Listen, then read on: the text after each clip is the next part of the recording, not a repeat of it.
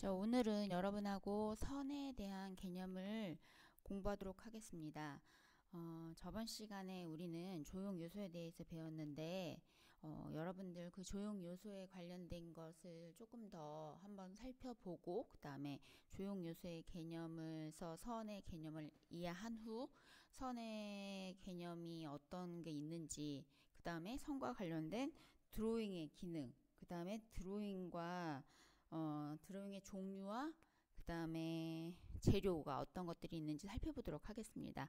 우리 1학기 때 드로잉에 관련된 수업을 했었는데 그때는 온라인 수업이라 하기에는 조금 미흡한 정도 있었고, 여러분들하고 블라인드 컨투어 드로잉에 대해서, 그 다음에 여러분들이 드로잉 하는 거에 대해 이제 처음에 조금 배우긴 했는데, 선에 대한 개념을 익히지 않고 실기에 대한 여러분들 수업을 시작하긴 했지만 선의 개념을 조금 익힘으로 해서 미술에 조금 더 가까이 가도록 하겠습니다. 자, 여러분들이 저번 시간을 통해서 조용 요소에 대해서 배웠는데 다시 한번 상기하도록 하겠습니다. 우리 이 인간들은 언어를 통해 의사소통을 한다고 했죠. 우리가 언어를 사용하듯 미술에서도 미술의 언어가 있다. 그 미술의 언어가 조용 요소이다. 그래서 우리가 미술 작품을 읽어내기 위해서는 미술의 언어를 아는 것이 중요하다고 설명했었어요. 미술의 언어를 다른 말로 뭐라고 그랬죠? 네, 조용 요소라고 했죠. 아름다움을 느끼게 하는 기본적인 요인이 되는 게 조용 요소라고 했었는데, 이 미술 작품을 이루고 있는 점, 선, 면, 형은 형태, 색감, 질감, 양감. 색감이라는 건 색채를 얘기하는 거고, 질감은 그 미술 작품이 가지고 있는 재질적인 면, 그 다음에 양감은 부피적인 면을 얘기하는 거죠. 그것들을 조용 요소라고 하는데, 점은 조형의 형태를 만드는 가장 기초이면 출발이라고 했었어요. 그래서 이 점이 모여서 선을 이룬다. 이거 어떤 기본적인 개념일 수도 있지만 이 점이 연속돼서 만들어진 것이 선이라고 할 수 있겠습니다. 자, 그래서 우리가 이 선의 종류와 특성을 알고 이를 활용하도록 하는 게 우리 수업의 오늘 초점이라고 하겠습니다. 자, 지금 보시는 것처럼 하나의 선으로 이루어진 이 미술 작품 것처럼 누군가가 한 획으로 그은 것 같은 이 모습은 사실 미술 작품이 아니고 독일의 톨렌제 강이라고 합니다. 자, 우리가 선이라는 것의 가장 큰 특징은 여러 가지의 점이 이루어져 있기도 하지만 끝에서 끝에 어떻게 보면은 하나의 긴 직선이나 곡선이나 어떤 선으로 이루어진 것이라고 우리가 개념적으로 알고 있는데, 이 선이 여러 가지의 기능을 가지고 있고 그것을 활용해서 우리가 모르고는 있지만 그걸 활용해서 우리가 미술 작품을 통해서 하고 있는 그런 기능적인 면, 그 다음에 우리가 어떤 역할을 하고 있는지를 통해 드로잉에 대해 조금 더 알아보도록 할게요. 자, 선이 얼마나 다양한 표현이 가능할까라고 먼저 물어봤어요. 자, 여러분들에게 먼저 요거에 대해서 물어보기 전에 선생님이 하나 질문을 하도록 할게요. 자, 우리가 낙서를 많이 해봤죠, 여러분들. 그러면 여러분들도 낙서를 했을 때 그 낙서처럼 이렇게 막 그어진 그림을 여러분들 그려봤겠지만 그것도 혹시 미술 작품이 될 수 있을까요? 연습장에 그려진 낙서 그림. 자, 낙서 그림 같은 경우에는 여러 가지 선들로 인해서 선들이 겹쳐지고 포개지고 뭐 여러 가지의 뭐 곡선, 직선 뭐 이런 것들이 이루어져 있는데, 자, 이런 것도 미술 작품이 될 수 있을까요? 여러분들이 이 수업이 끝날 때 한번 그거에 대해서 질문에 답해 보도록 하겠습니다. 자, 그 다음에 기분이 좋을 때 그린 선과 화가 났을 때 그린 선이랑 어떻게 차이가 있는지, 그 차이를 혹시 느낌이 어떤지, 그 느낌은 같을지 여러분들 한번 그거에 대해서 생각해 보도록 하겠습니다.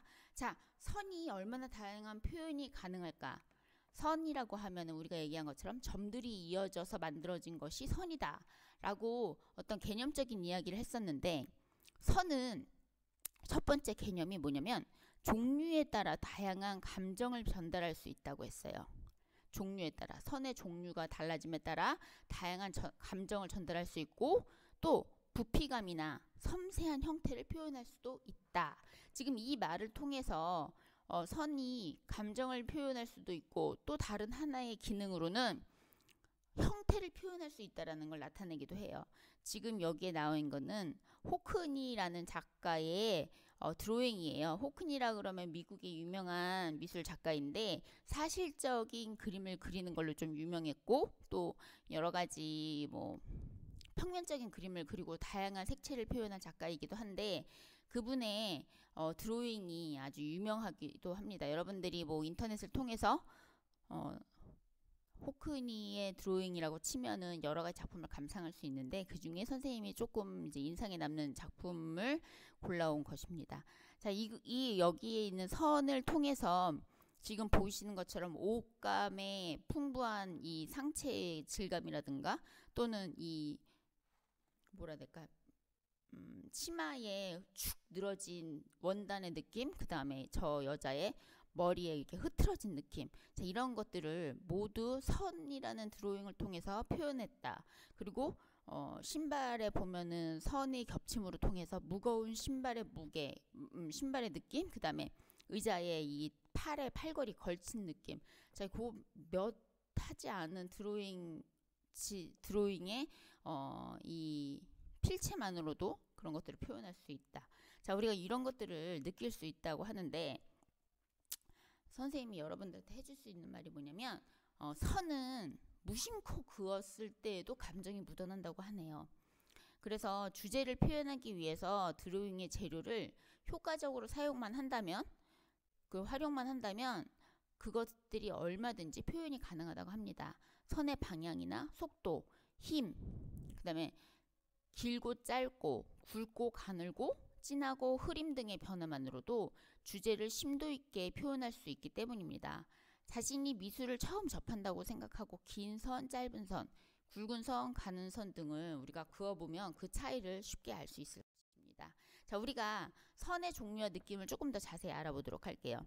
자, 위에 그어진 건 색연필로 곡선을 그은 거고 밑에는 이렇게 찍찍찍찍 이제 직선을 그은 거, 그 다음에 이건 점을 찍은 것, 그 다음에 옆에는 이렇게 사선으로 이렇게 곡선이 겹쳐지게 색연필로 그려진 것. 자, 그 다음에 오른쪽에 보시면 자연에서 얻은 선의 느낌을 얘기하는 거예요. 두 번째나 세 번째 같은 경우는 사막이나 지도상에 있는 뭐 선의 느낌, 그다음에 물이 갈라짐을 통해서 얻어지는 선의 느낌, 그다음 물방울이 튀김으로 해서 선의 느낌. 선이라는 거는 매우 다양하기 때문에 그 느낌이 하나로 이렇게 똑같은 게 아니라 어떤 느낌이 나타나느냐에 따라 다양한 느낌을 나타낼 수 있다라는 걸 여러분들이 알아줬으면 좋겠습니다.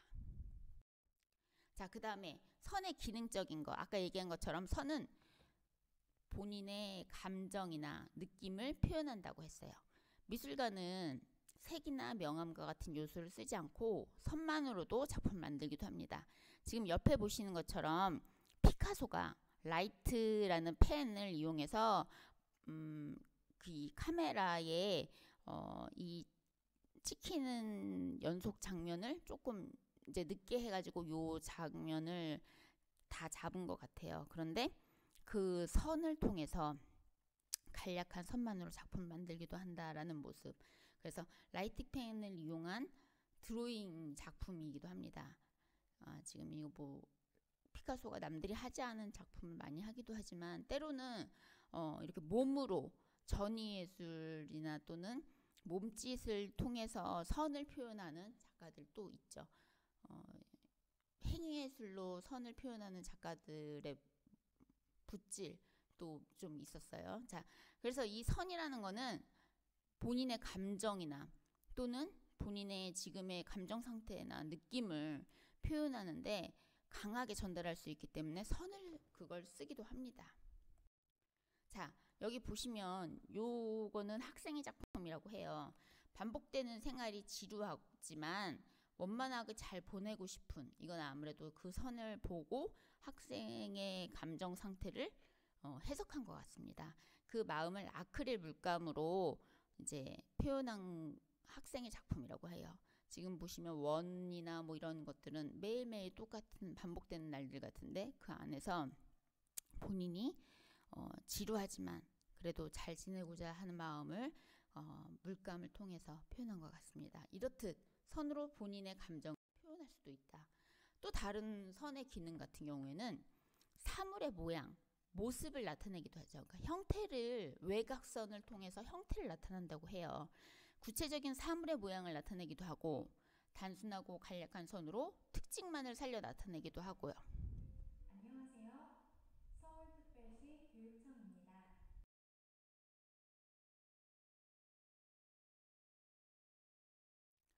자, 선이 형태를 나타내기도 한다고 했고 또 섬세한 선이나 단순한 선으로 형태를 나타내기도 해요. 피카소는 사실적인 형태에서 시작해서 명암과 선을 단순화 과정을 통해서 변형하고 생략했어요. 지금 맨 위에 보이는 것처럼 황소라는 것을 사실적으로 표현을 했다가 황소의 머리가 극대화되게 커지고 그다음에 다리도 또 좀 더 두꺼워지게 과장되게 표현하고 뿔도 더 크게 했다가 얼굴을 조금 더 우희애적으로, 그러니까 좀 웃기게 바꾸는 표현 과정을 거치고 몸도 이제 부분적으로 피카소의 몸을 좀 이렇게 부분적으로 이제 큐비즘처럼 나뉘었죠. 그러면서 얼굴이 본인이 가지고 있는 큐비즘의 그거에 맞게 아주 단순화시켜서 얼굴을 확 잘라버렸죠. 뿔은 오히려 더 커지고. 자, 그런 과정을 통해서 몸이 더 커짐을 통해 지금 나타내는 황소의 얼굴은 거의 없어져 소실됐어요.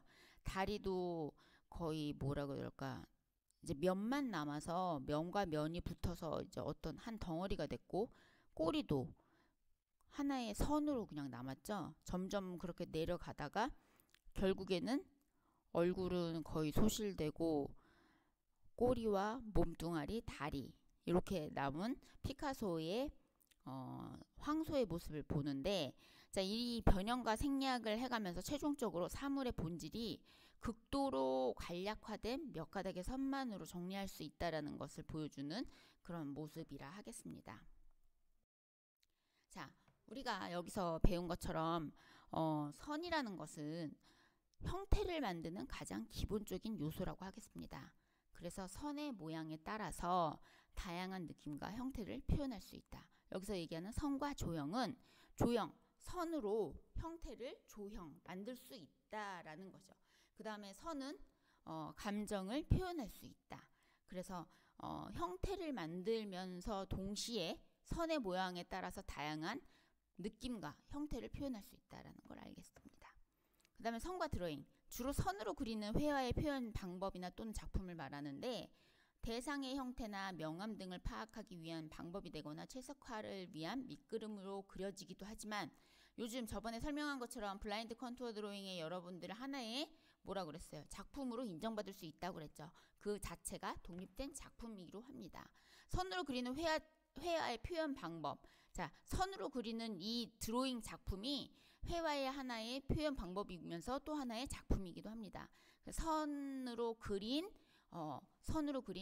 회화의 표현 방법이 드로잉이다라는 걸 여러분들이 아시면 돼요.